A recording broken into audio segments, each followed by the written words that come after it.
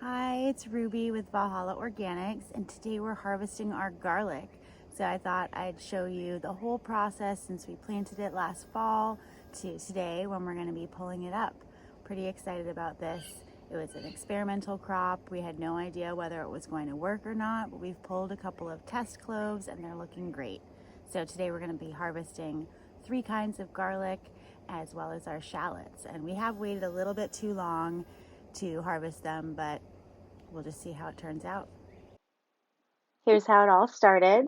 Chris and I cleared out this old garden bed on our property that had a deer cover over it, and we planted 3 different kinds of garlic and some shallots. So we've just put this bed in, and we'll be able to harvest these next summer.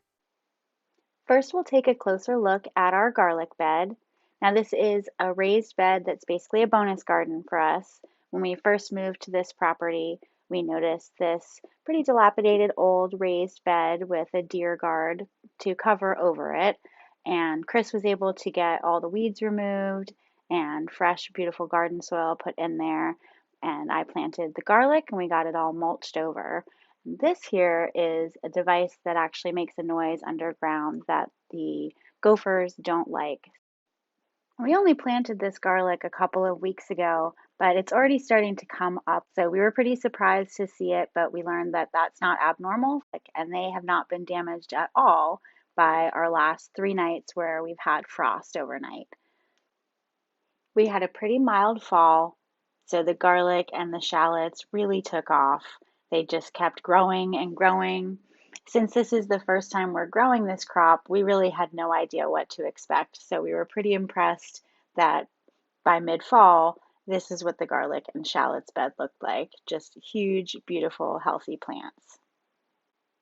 We only got one snowstorm, and that happened in the late spring, but the garlic and the shallots didn't mind getting snowed on one bit.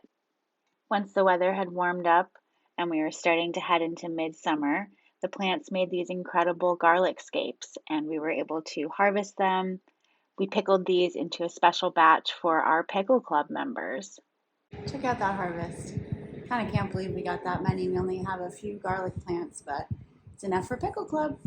We waited a couple of weeks after harvesting the garlic scapes, and finally it was time to harvest the actual garlic. What I'm doing here is just loosening up the soil using a shovel. Ideally, you would use a pitchfork for this, but despite the number of farm tools we have around this place, we actually don't have one of those. So I'm just using a shovel to loosen up the dirt around the garlic and make it easier to pull. The next step is to lift the bulbs out of the ground. So I'm just gently putting my hand underneath the bulb, pulling it out of the ground from underneath, and then brushing the dirt off a little bit.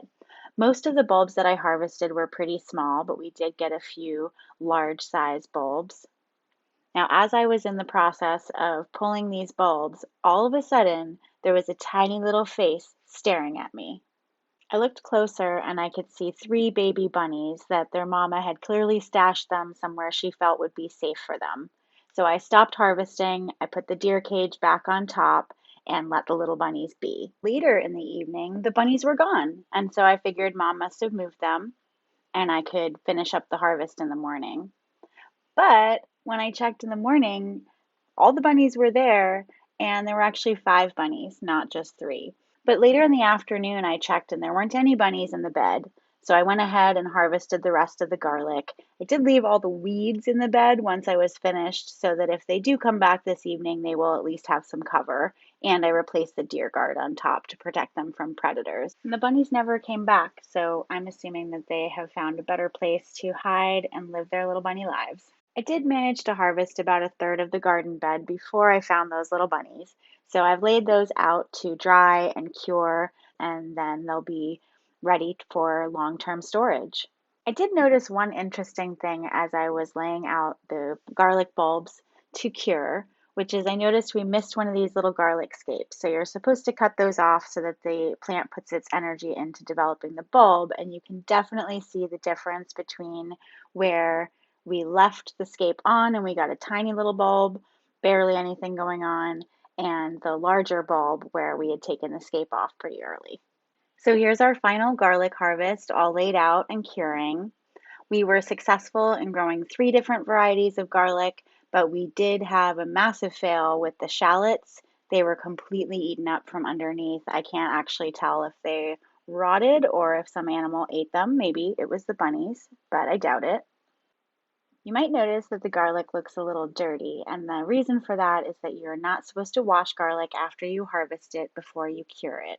But once it's dried and cured, it's really easy to just take off that outer layer of skin with all the dirt on it. And this is what they look like when they're done. Here are some beautiful cloves that we're going to be using for our dinner tonight.